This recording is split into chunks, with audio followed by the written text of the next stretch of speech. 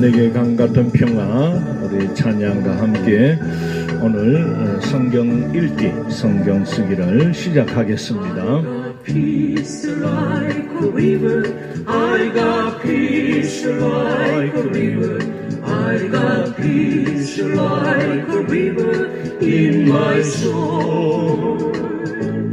I got peace like a river, I got peace like a river, I got peace like a river in my soul. 내게 강 같은 평화, 내게 강 같은 평화, 내게 강 같은 평화 넘치네. 할렐루야. 내게 강 같은 평화, 내게 강 같은 평화, 내게 강 같은 평화 넘치네. Love like an ocean, I got love like an ocean, I got love like an ocean in my soul. I got love like an ocean, I got love like an ocean, I got love like an ocean in my soul. 바다 같은 사랑, 내게 바다 같은 사랑, 내게 바다 같은 사랑 넘치네. 내게 바다 같은 사랑, 내게 바다 같은 사랑, 내게 바다 같은 사랑 넘치네.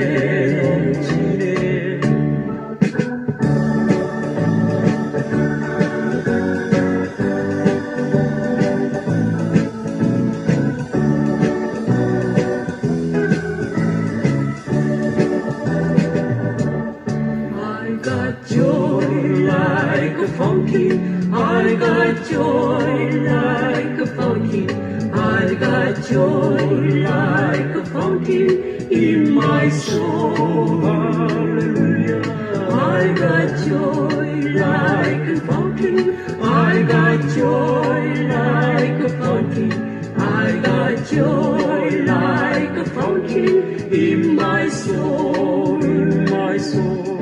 내게 샘 같은 기쁨, 내게 샘 같은 기쁨, 내게 샘 같은 기쁨 넘치네. 내게 샘 같은 기쁨, 내게 샘 같은 기쁨, 내게 샘 같은 기쁨 넘치네.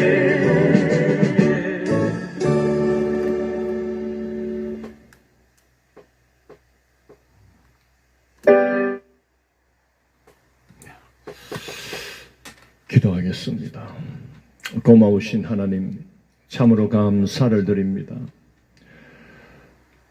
새로운 한 주간을 시작하게 하시고 또 오늘 또 새날을 주셔서 이번 한 주간도 주의 말씀과 동행하게 해 주심을 감사합니다.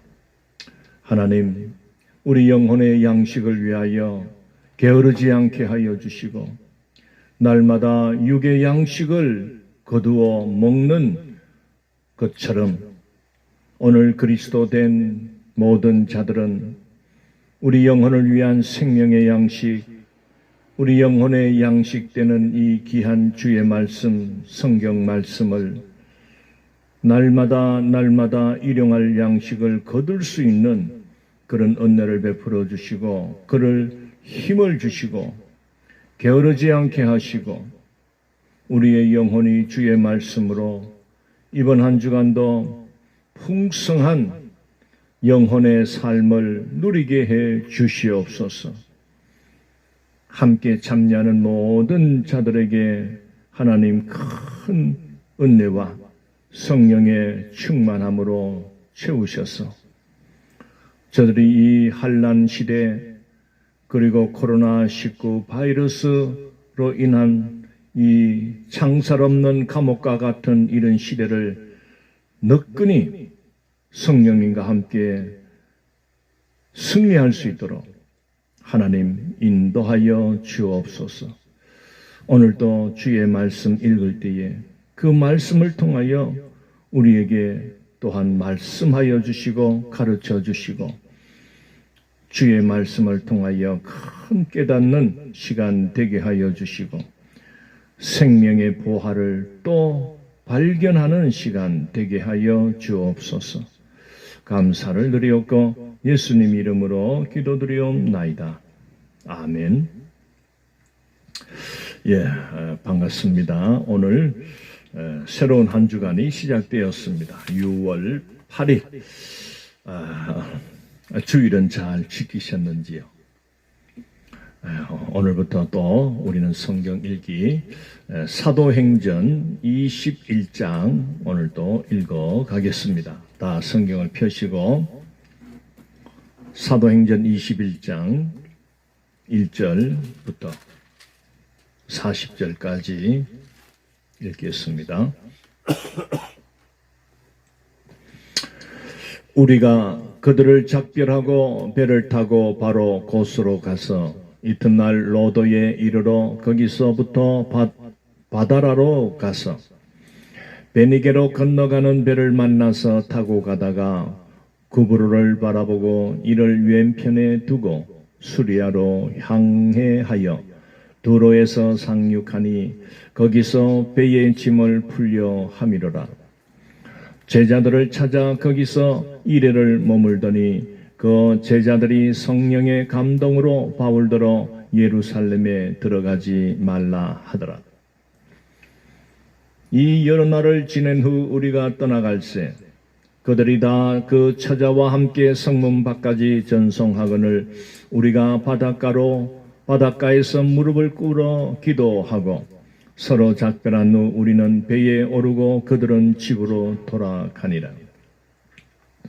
두로를 떠나 항해를 다 마치고 돌레미아에 이르러 형제들에게 안부를 묻고 그들과 함께 하루를 있다가 이튿날 떠나 가이사라에 이르러 7 집사 중 하나인 전도자 빌립의 집에 들어가서 머무니라.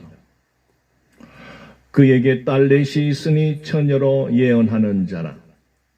여러 날 머물러 있더니 아가보라 하는 한 선지자가 유대로부터 내려와 우리에게 와서 바울의 띠를 가져다가 자기 수족을 잡아매고 말하기를 성령이 말씀하시되 예루살렘에서 유대인들이 이같이 이 띠 임자를 결박하여 이방인의 손에 넘겨주리라 하거늘 우리가 그 말을 듣고 그곳 사람들과 더불어 바울에게 예루살렘으로 올라가지 말라 거나니 바울이 대답하되 여러분이 어찌하여 울어 내 마음을 상하게 하느냐 나는 주 예수의 이름을 위하여 결박당할 뿐 아니라 예루살렘에서 죽을 것도 각오하였노라 하니 그가 건함을 받지 아니하므로 우리가 주의 뜻대로 이루어지이다 하고 그쳤노라.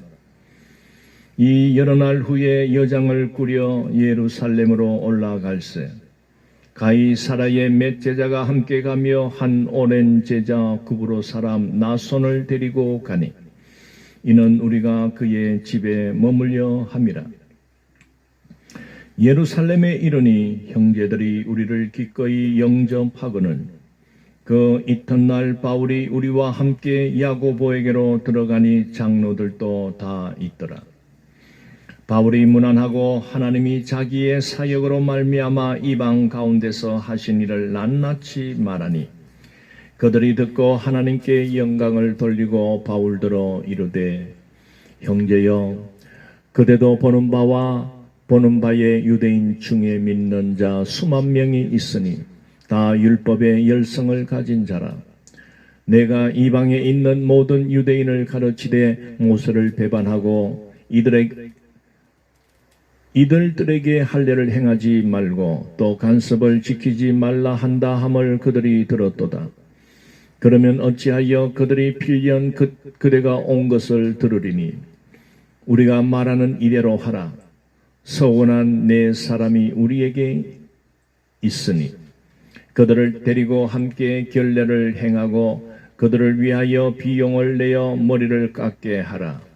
그러면 모든 사람이 그대에 대하여 들은 것이 사실이 아니고 그대도 율법을 지켜 행하는 줄로 알 것이라. 주를 믿는 이방인에게는 우리가 우상의 제물과 피와 목매어 죽인 것과 음행을 피할 것을 결의하고 편지하였느니라 하니 바울이 이 사람들을 데리고 이튿날 그들과 함께 결례를 행하고 성전에 들어가서 각 사람을 위하여 제사 드릴 때까지의 결례 기간이 만기된 것을 신고하니라. 그 이래가 거의 참에 아시아로부터 온 유대인들이 성전에서 바울을 보고 모든 무리를 충동하여 그를 붙들고 외치되 이스라엘 사람들아 더우라. 이 사람은 각처에서 우리 백성과 율법과 이곳을 비방하여 모든 사람을 가르치는 그 자인데 또 헬라인을 데리고 성전에 들어가서 이 거룩한 곳을 더럽혔다 하니 이는 그들이 전에 에베소 사람 드로피모가 바울과 함께 시내에 있음을 보고 바울이 그를 성전에 데리고 들어간 줄로 생각함이로라. 온 성이 소동하여 백성이 달려와 모여 바울을 잡아 성전 밖으로 끌고 나가니 문들이 곧 닫히더라. 그들이 그를 죽이려 할 때에 온 예루살렘이 요란하다는 소문이 군대의 천부장에게 들리매 그가 급히 군인들과 백부장을 거느리고 달려 내려가니 그들이 천부장과 군인들을 보고 바울 치기를 그치는지라. 이에 천부장이 가까이 가서 바울을 잡아 두 쇠사슬로 결박하라 명하고 그가 누구이며 그가 무슨 일을 하였느냐 물으니 무리 가운데서 어떤 이는 이런 말로 어떤 이는 저런 말로 소리치거늘 천부장이 소동으로 말미암아 진상을 알 수 없어 그를 영려로 데려가라 명하니라. 바울이 청대에 이를 때에 무리의 폭행으로 말미암아 군사들에게 들려가니 이는 백성의 무리가 그를 없이 하자고 외치며 따라가미로라. 바울을 데리고 영내로 들어가려 할 그때에 바울이 천부장에게 이르되 내가 당신에게 말할 수 있느냐 이르되 내가 헬라 말을 아느냐 그러면 내가 이전에 소요를 일으켜 자객 4,000명을 거느리고 강야로 가던 애굽인이 아니냐. 바울이 이르되 나는 유대인이라. 소읍이 아닌 길리기아 다소시의 시민이니 청컨대 백성에게 말하기를 허락하라 하니 천부장이 허락하거늘 바울이 정대 위에 서서 백성에게 손짓하여 매우 조용히 한 후에 히브리 말로 말하니라. 아멘.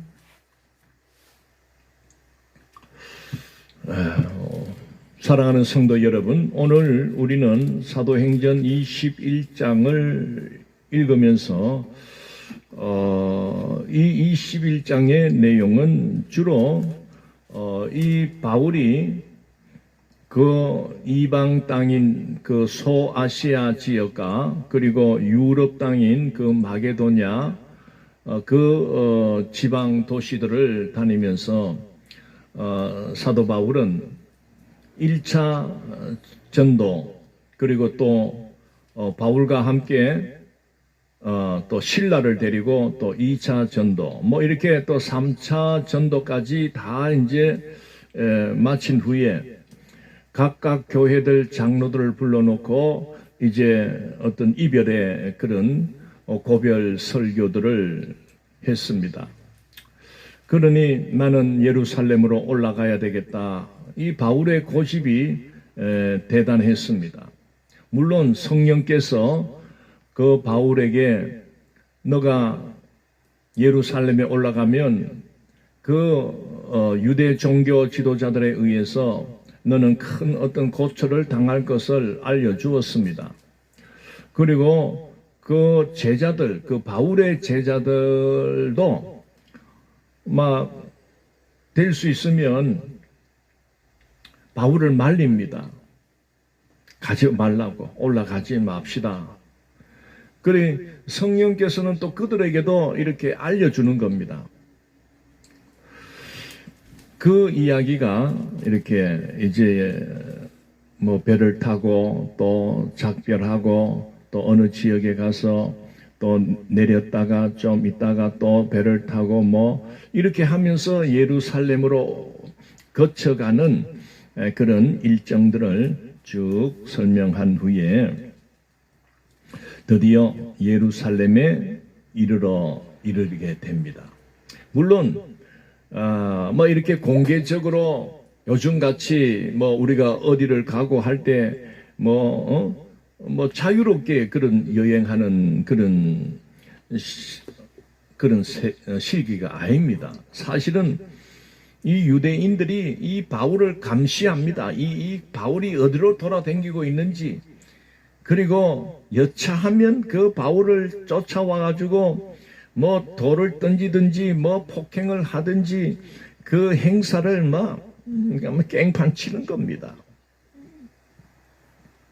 어쨌든 그러나 이 서로 믿음, 한 신앙, 한 믿음을 갖고 있는 이 복음을 받아들인 그 유대인들이 이 바울을 이렇게 한 지역에서 다른 지역으로 이렇게 가는 모든 것을 치밀하게 이렇게 안내자를 붙이고 또 어떤 기거할 집과 유숙할 그런 대상자를 미리 해놓고 이 바울을 이렇게 비밀리에 이렇게 예루살렘까지 가게 됩니다. 이미 예루살렘에서는 바울이 돌아온다는 그 소식을 또 듣고 또 맞이할 준비를 했습니다.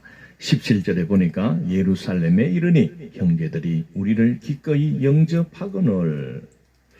그래서 이 바울 일행은 그 다음날 그 바울이 그 예루살렘 교회의 장로들과 또 그 장로들을 전부 있는 자리에서 19절에 보고를 합니다. 바울이 문안하고 하나님이 자기의 사역으로 말미암아 이방 가운데서 하신 일을 낱낱이 말하니.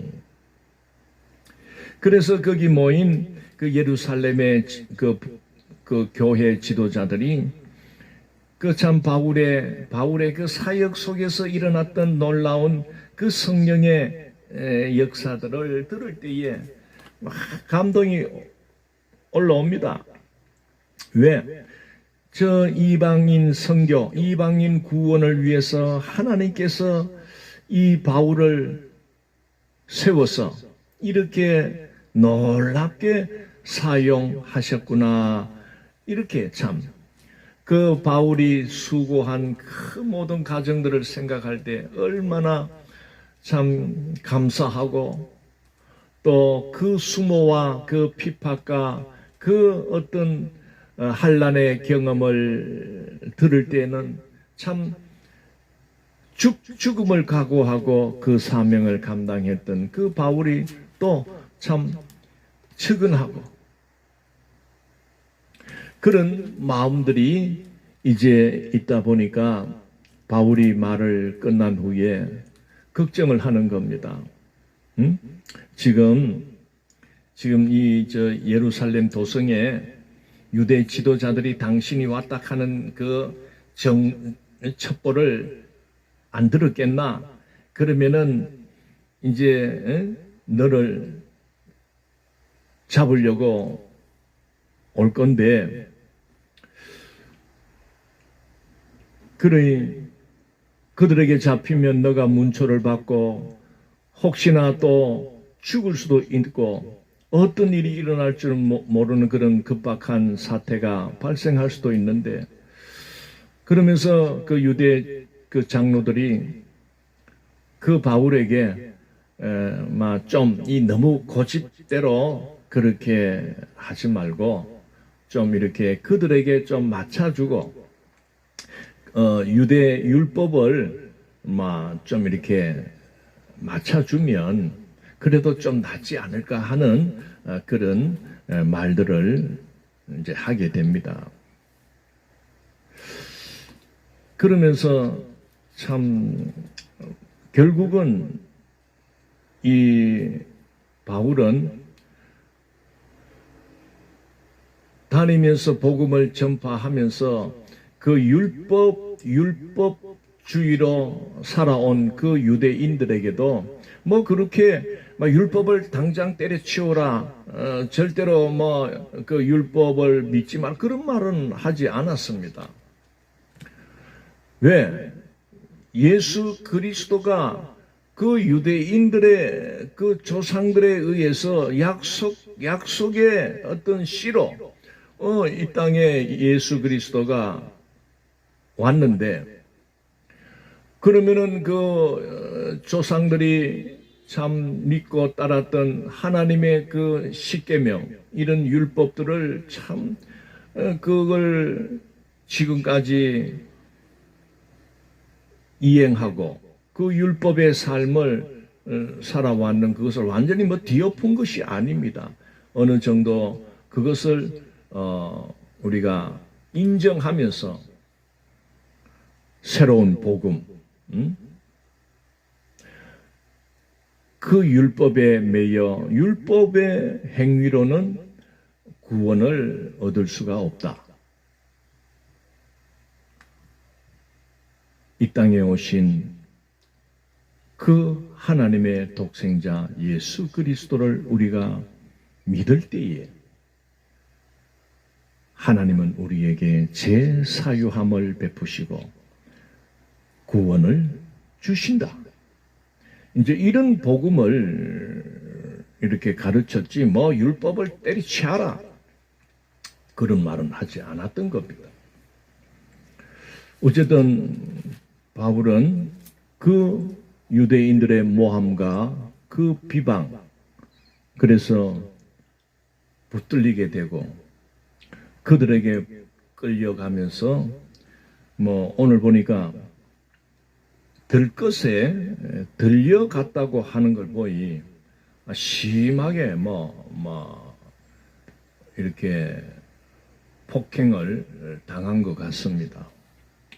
어쨌든 이 바울로 인해서 그 예루살렘의 유대 율법주의자들이 난리가 났습니다. 온 성이 소동하여 백성이 달려와 모여 바울을 잡아 성전 밖으로 끌고 나가니, 그리고 31절에 그들이 그를 죽이려 할 때에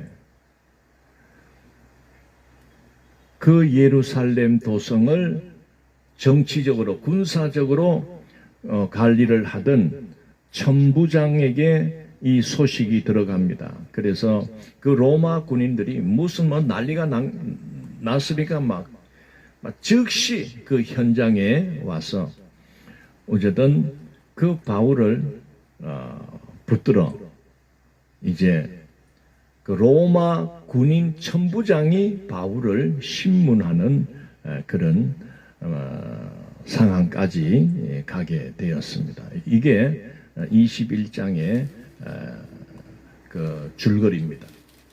자, 우리는 여기에서 지금 성령의 초점은 항상 이 바울이 움직이는 것을 집중하고 있습니다.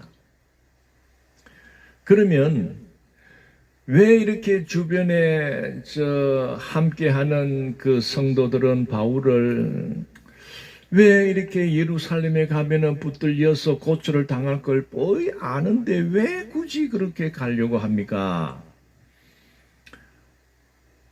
안 올라가면은 좋겠는데 이렇게 울면서 그렇게 권면하면서 올라가지 마세요. 올라가지 마세요. 이제 이게 이렇게 한 거는 그 바울이 그들로 통하여 폭행을 당하고 매질을 당하고 그 몸에 상처를 입을 것, 혹시나 생명까지 위협함을 서로가 알기 때문에 이렇게 붙들었습니다.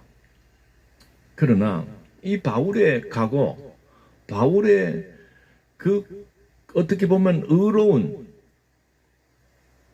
고집, 바울의 의지는 꺾이지 않았습니다.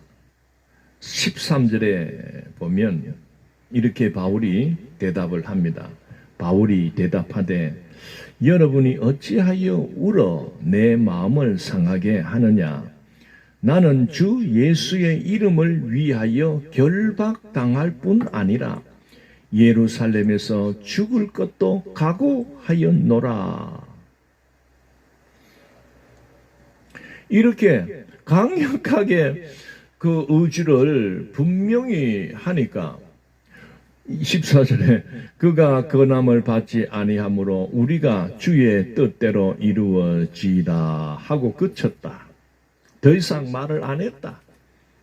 너무 바울의 그 예루살렘에 가겠다는 의지가 확고했기 때문에 그만 하나님께 맡겼다. 말리지 못했다. 이제 이런 말씀을 하게 됩니다. 사랑하는 성도 여러분, 이렇게 이 바울은 어떻게 보면 예수 복음에 완전히 미쳤어요. 그런 걸 느끼지 않습니까? 미치지 않고는 죽을 자리에 왜 들어갑니까? 그런데 오늘 이 시대에 이 복음을 위하여 나선 수많은 사명자들,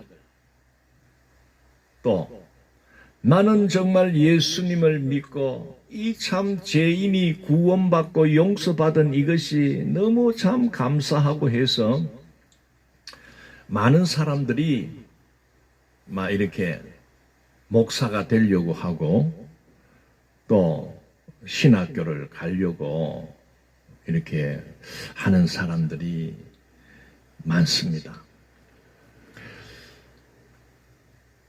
그런데 어떤 그 의욕, 또 그것만으로 이렇게 나는 앞으로 신학을 해서 선교사가 되어야 되겠다, 또는 뭐 목사가 되어야 되겠다, 이렇게 어떤 자기의 그 신념, 또 열심, 그 성령께서 주시는 열심, 열정이 아니고 그저 내가 내 생각에 앞으로 이렇게 한번 살아야 되겠다. 이렇게 해서 내가 내 신분을 좀 상승시켜야 되겠다. 어떤 이러한 성령과 상관없는 그런 열심을 가지고 이 사명의 길로 들어서게 되면 많은 사람들이 실패합니다. 저도 그런 모습들을 많이 봤습니다. 왜? 자기가 내가 앞으로 신학을 해서 참 내가 교회를 개척하고 교회를 세워야 되겠다. 이것이 성령께서 주시는 그 열심, 성령께서 움직이게 하는 그 열정으로 나가는 자는 끝까지 어떤 환경, 어떤 상황이 닥친다 해도 끝까지 나갑니다. 그런데 그저 목사가 보기 좋고 또 선교사가 막 활동을 하고 하는 것이 괜찮거든. 대우도 대우보다는 어쨌든 사람들의 인식이 목사님이다, 또 선교사님이다, 또는 전도사님이다, 신학생이다, 이렇게 하면 일반 어떤 그런 사람들을 대하는 것보다는 뭔가 한 단계 좀 이렇게 초월하는 그런 관심, 대우, 어떤 자리에 대한 여러 가지 그 위상 이런 것들이 그게 탐이 나는 거예요. 그래 막 우리가 복음을 처음에 접하고 이렇게 그 구원의 은총 아래서요 그 맛보면요 막 응? 물불을 안 가리게 됩니다 아마. 그런데 우리가 그때 조심을 해야 됩니다. 냉정한 판단을 해야 됩니다. 사명의 길로 들어가는 것은 자기의 생각으로 덤벼들면 안 됩니다. 성령께서 강권적으로 나를 쓰시겠다. 그런 확신이 있어야 됩니다.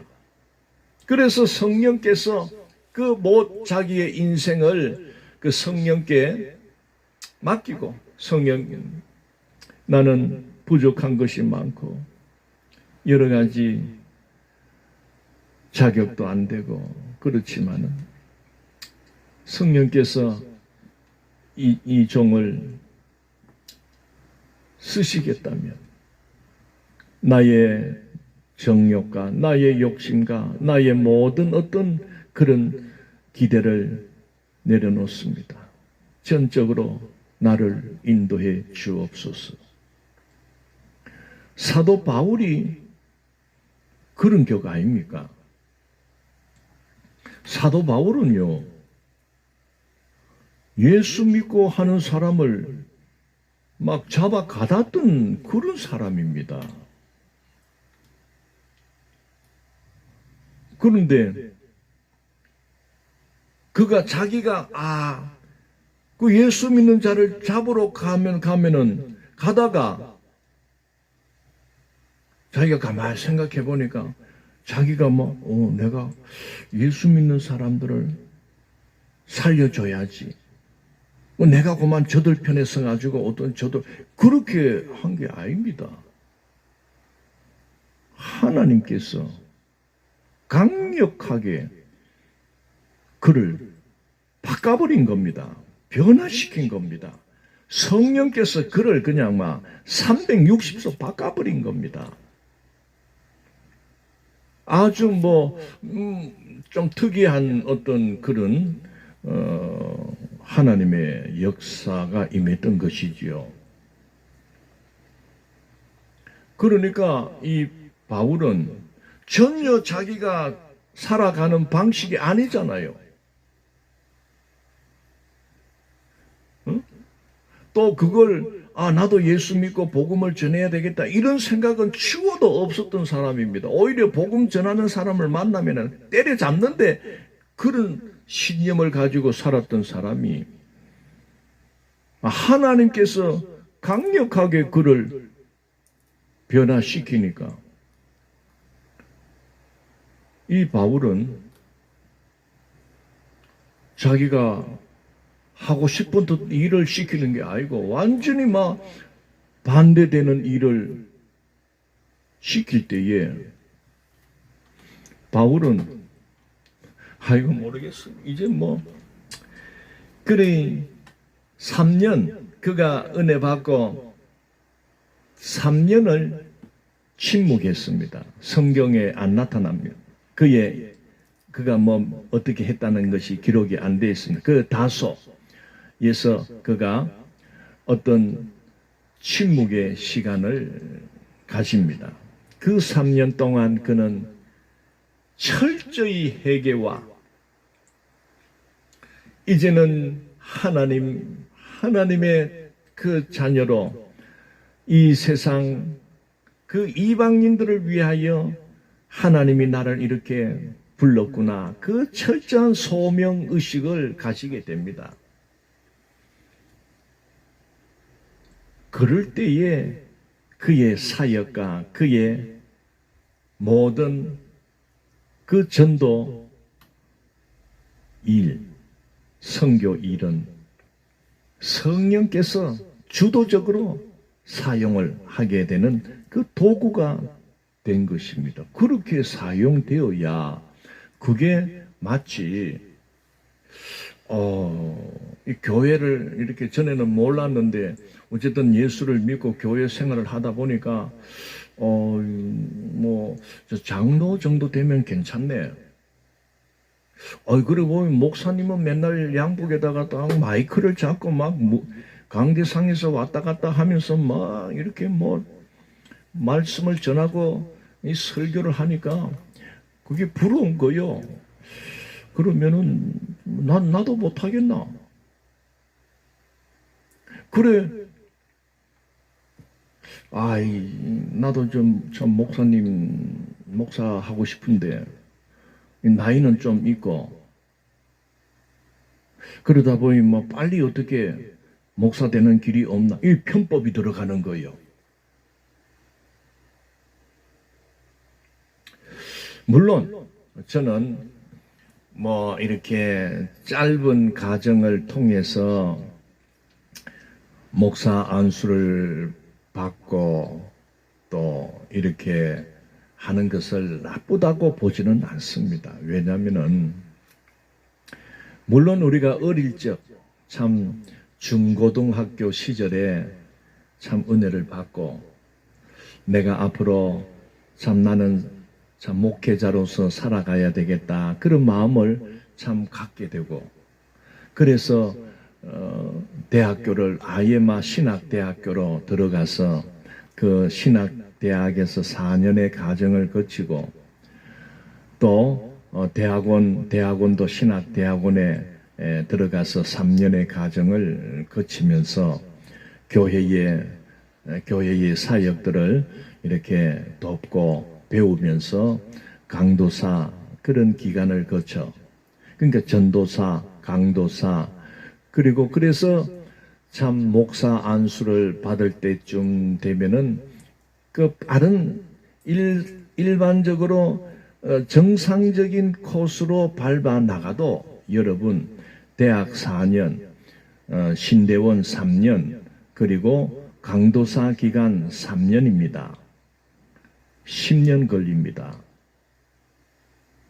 신학의 과정을 겪어가는 때 정상적인 코스를 밟아서 그렇게 한 사람들은 30대 한 20대 후반 또는 30대 초반에 목사 안수를 받고 이렇게 지역 교회에 가서 봉사를 하고 그리고 개척의 의지가 있는 사람들은 또 개척을 시도하고 그렇게 합니다.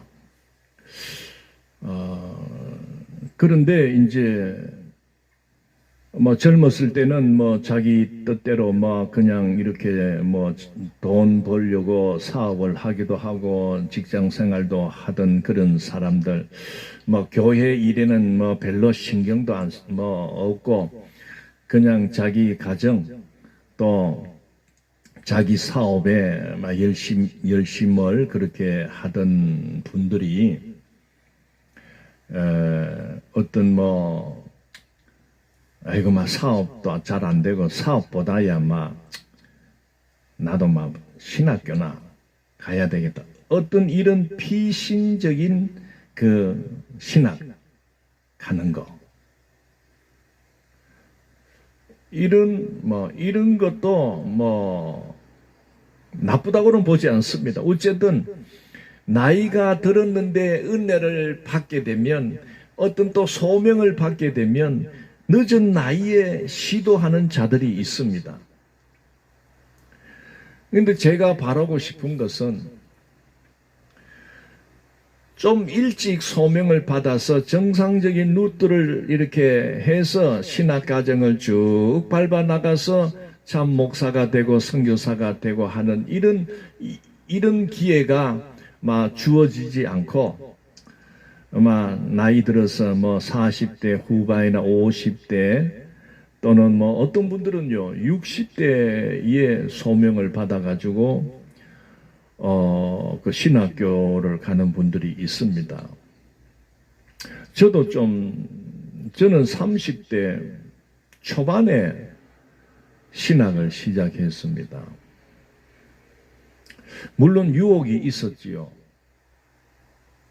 어떤 유혹이었나 하면은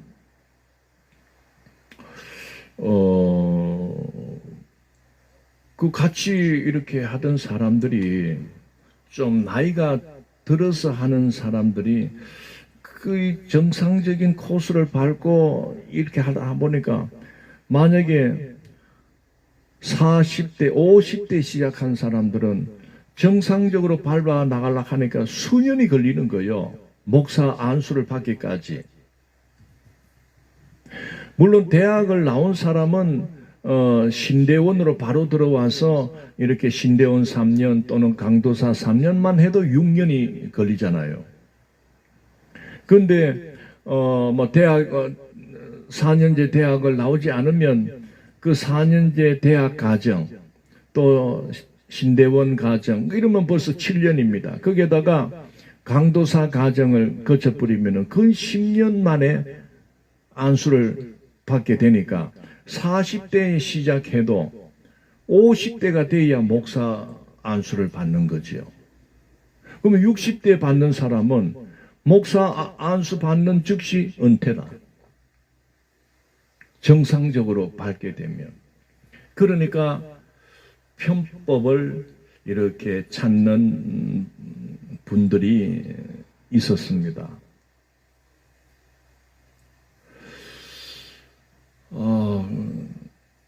그래서 뭐 어디 가면 뭐 1년 만에 안수를 받을 수 있다.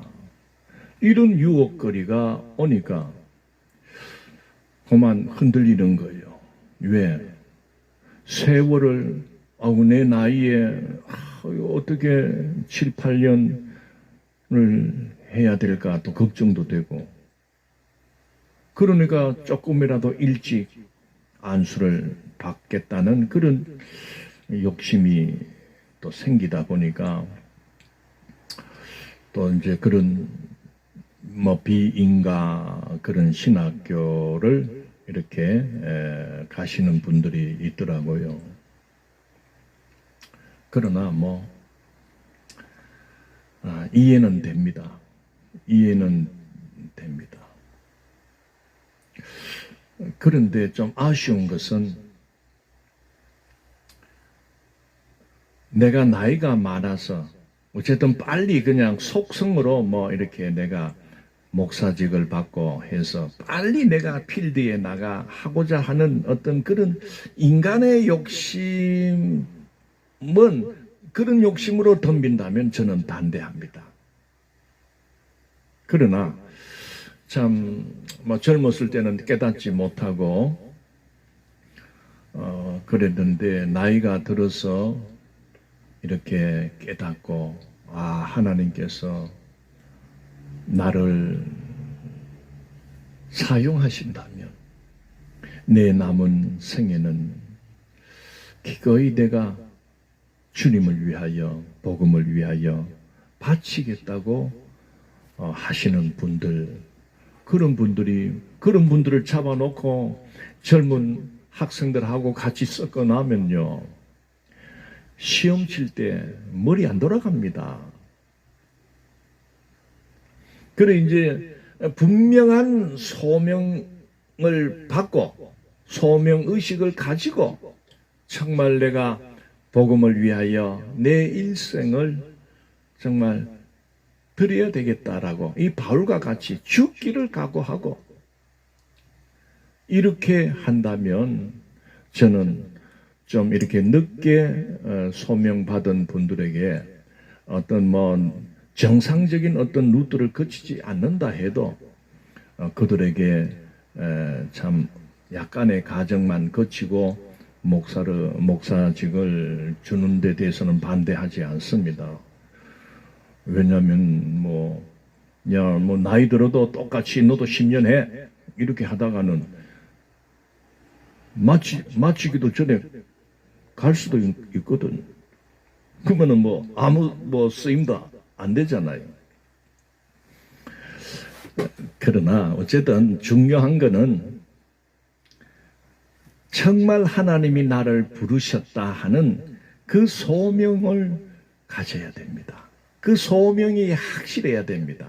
그리고 자기의 의지로만 나는 목사가 되어야 돼, 이런 것보다도 주변에서, 물론 교회 생활을 오랫동안 한 교회가 있다면 그 교회 여러 성도들, 주변의 동료들, 함께 신앙생활하는 분들이 무슨 집사, 장씨라고 합시다. 장집사, 참 당신을 보니까 그냥 이렇게 평신도로 있는 것보다 신학을 해서 어쨌든 참 목회길로 가는 게 안 좋겠습니까? 또는 선교사로 가시는 것이 안 좋겠습니까? 주변에서 인정해 주는 그런 사명의 길, 이것도 없이 그저 목사님 보니까 괜찮네, 목사님들은 맨날 그냥 성경이나 연구하고 맨날 넥타이 딱 매고 양복 딱 입고 또 이렇게 보니까 괜찮거든. 그래, 어떤 그런 겉모습, 그것만 동경해서 그렇게 하나님이 소명도 주지도 않았는데 자기 생각으로 나 소명 받았다 해서 그렇게 하게 되면 자신도 불행하고 그 자신의 가족들도 어떻게 보면 불행해질 수가 있습니다. 살아가는 성도 여러분, 이 목회의 길, 이 사명의 길은 어떤 자기의 유익을 구하고 찾기 위해서 가게 되면 그 자는 싹군입니다. 그저 자기의 생계, 어떤 목회직, 이 선교사의 어떤 그런 직을 자기의 생계 수단으로 그렇게 활용하는 것밖에 안 됩니다. 그러면 성령께서 역사하지 않습니다. 바울 보십시오. 바울은 원래 선교하고 복음을 전하는 것하고는 완전히 반대되는 사람이었습니다. 바울의 꿈, 바울 되기 전에 이 사울의 꿈은 그저 자기는 그 유대 종교 지도자들에게 잘 보이고 이렇게 시키는 일을 잘 해가지고 그들과 교분을 나누면서 자리를 얻고 뭔가 종교 지도자로서의 건세를 가지고 뭔가 이런 꿈을 갖고 덤벼들었던 그런 사람 아니었습니까? 자기가 원하는 길이 아니었습니다. 목회 길은, 이 선교사의 길은. 그럼에도 불구하고 하나님께서 강권적으로 그를 바꿔버리실 때에 그는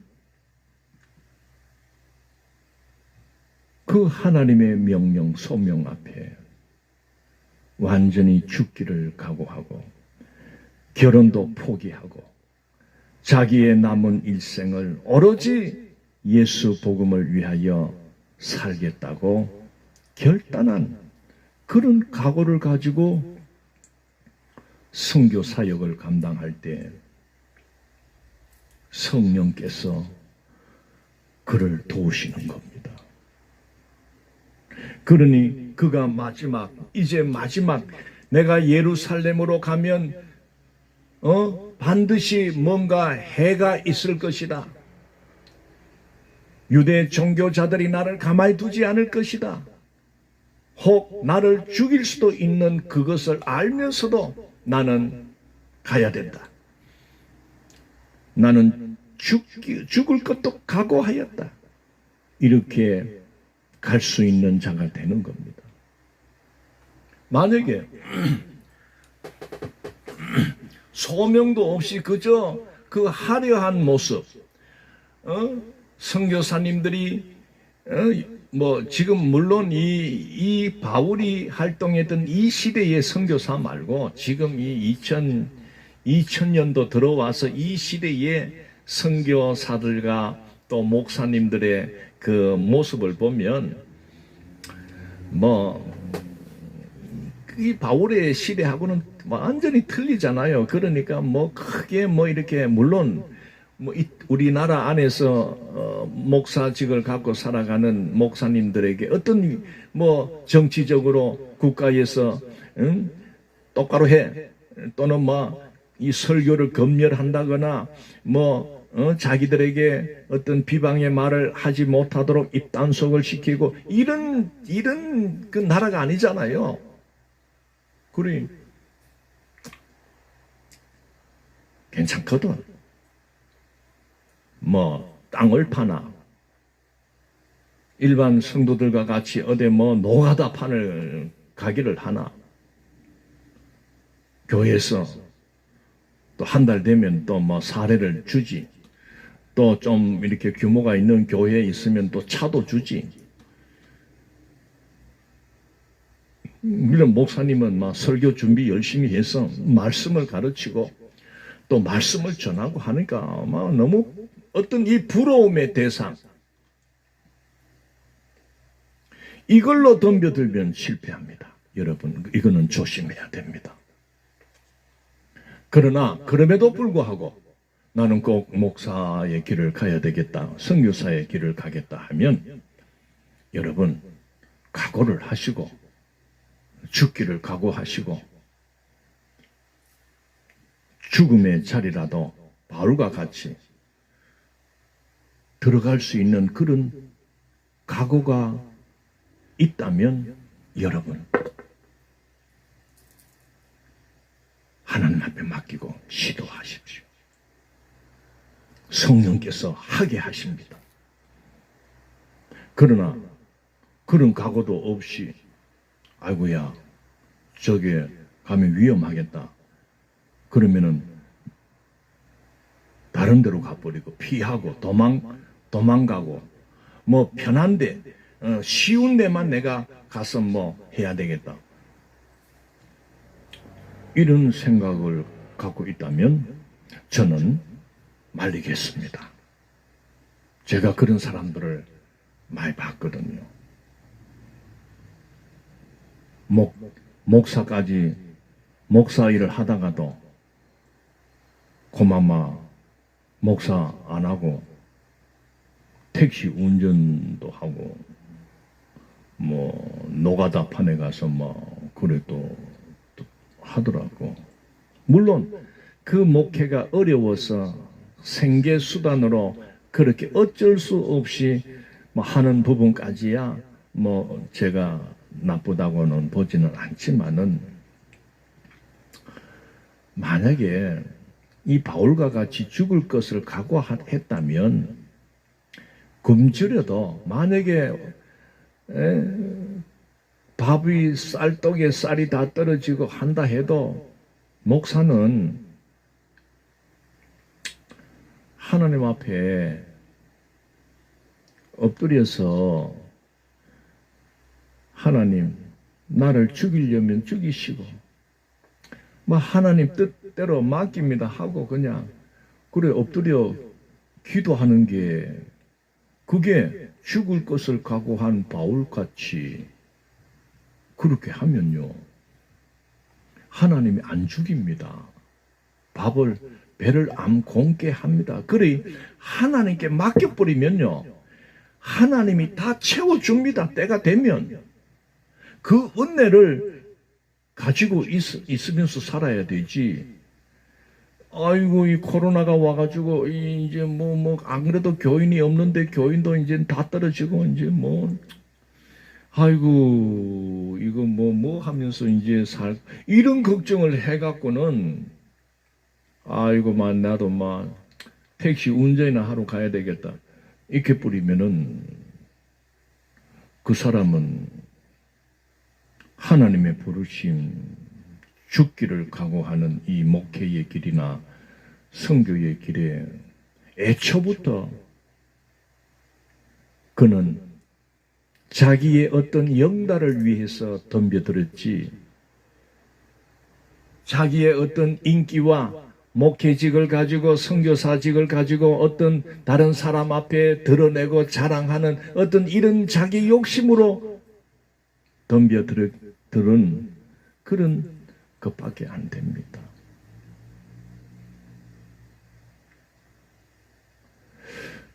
정말 저도 사실 참 남들이 볼 때는 성공한 목사는 아닙니다. 저는 아직도 개척하다가 저는 또 쫓겨나기도 했습니다. 건물에서 나가라 하는 거예요. 안 나간다 하니까 또 불러다가 나를 협박까지 하면서 그 협박도 당했던 사람입니다. 그런 수모와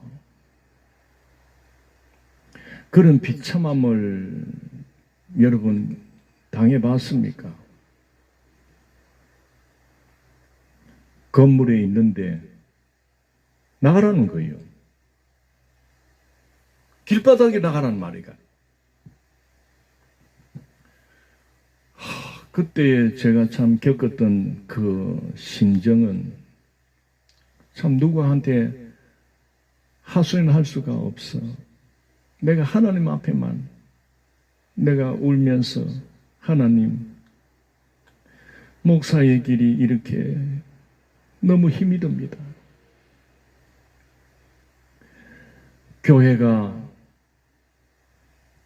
교회에 의해서 내쫓김을 당하는 이런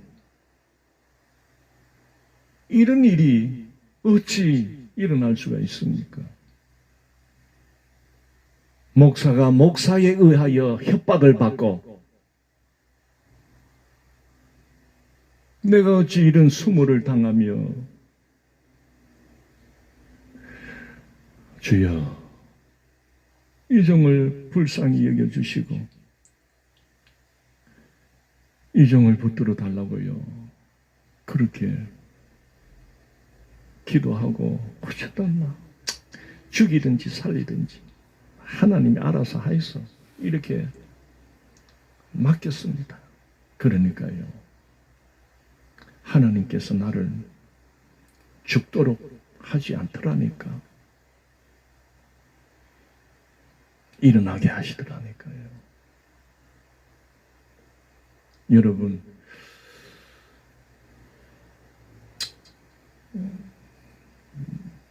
이 사역의 길이 그렇게 참 겉으로 볼 때는 남들이 좀 화려한 좀 그런 길 같지만은 그렇지도 않습니다. 그러니 늘 성령님 안 붙들면요 하루하루가 살아가는 게 힘들 때가 많습니다. 저는 이제 제가 무슨 다른 어떤 꿈을 꾸겠습니까? 이제는 죽을 때까지 지금 하듯이 그렇게 나갈 겁니다. 물론 성령께서 이끌어 주는 대로 그래 갈 겁니다.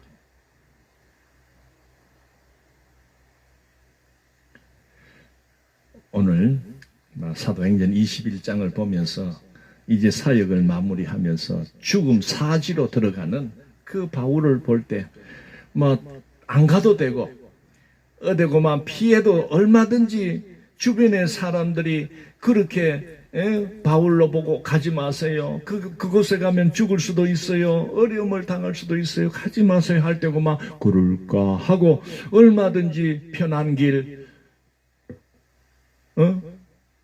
안전한 길로 갈 수도 있는 바울 아닙니까? 그럼에도 불구하고 바울은 그 사지로 나는 꼭 가야 되겠다 하는 이 죽을 것도 각오했다고 할 때 그만 다른 주변의 그 성도들이 아이고 참 우리 바울 사도를 저 마음을 꺾을 자가 없구나. 그만 하나님 알아서 해주이소. 이 각오 그냥 있게 된 상황 아닙니까? 그래 저도 우리 교회는 별로 많지 않습니다. 개척교회 겨우 이제 이렇게 재미있게 지금 작지만은 아주 그냥 재미있게 해 나갑니다. 어쨌든 저는 성도들에게 딴 생각하지 말고 이럴수록 코로나가 와가지고 우리를 전부 감옥살이 영적 감옥살이를 시키는 거 아닙니까? 이때에 우리 성경이나 읽자. 딴 일 딴 거 더 있겠나? 성경 읽고 성경 쓰고 또 성경 말씀 듣는데 집중하면 또 하나님께서 알아서 이 코로나도 헤쳐가게 하시고 코로나로 이겨내게 안 하시겠나? 전적 하나님께 맡기고 그래 살아갑시다. 이렇게 말합니다. 저도 그런 심정으로 그렇게 살고요. 감사합니다. 기도합시다. 걸어가신 하나님 은혜 감사합니다. 사도 바울은 그 예루살렘에 가게 되면 큰 핍박과 해가 자기에게 반드시 올 것을 알면서도 예루살렘으로 올라가고자 그렇게 죽을 각오를 합니다. 오늘 이 시대에 사명을 받고 사역을 한다고 하는 자들 중에서 정말 이 바울의 심정, 바울의 각오를 정말 갖고 죽으면 죽으리라 하는 그 심정으로 그 사역들을 감당하는 자들이 많이 있게 해 주옵소서.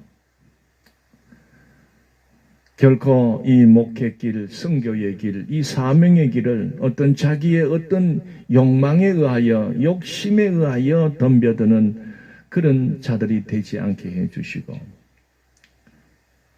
그러나 정말 내가 복음을 위하여 죽을 각오를 갖고 있다면 나이가 많든 적든 내가 그동안 살아온 것이 어떻든 간에 그런 자들을 성령께서 이끌어 주시고 성령께서 그 사역의 길에 열매를 맺을 수 있도록 큰 은혜와 복을 주실 줄도 믿습니다.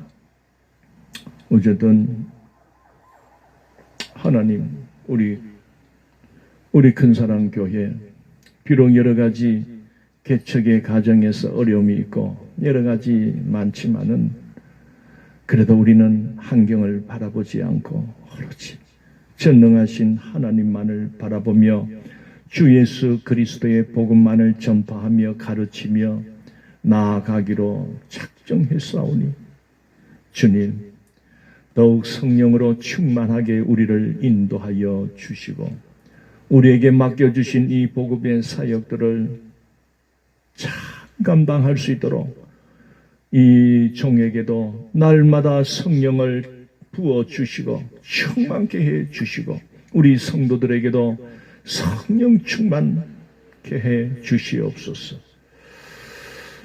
다른 꿈을 허황된 어떤 외형을 추구하고 어떤 큰 것을 추구하는 헛된 꿈에 사로잡히지 않게 해주시고 그저 날마다 주어진 그 상황 속에서 오로지 주님 의지하고 주님과 함께 성령님과 함께 동행하며 묵묵히 달려가는 우리 교회가 되게 해 주옵소서. 이 종이 그렇게 살게 해 주시옵소서. 감사를 드리옵고 예수님 이름으로 기도드리옵나이다. 아멘. 예, 감사합니다.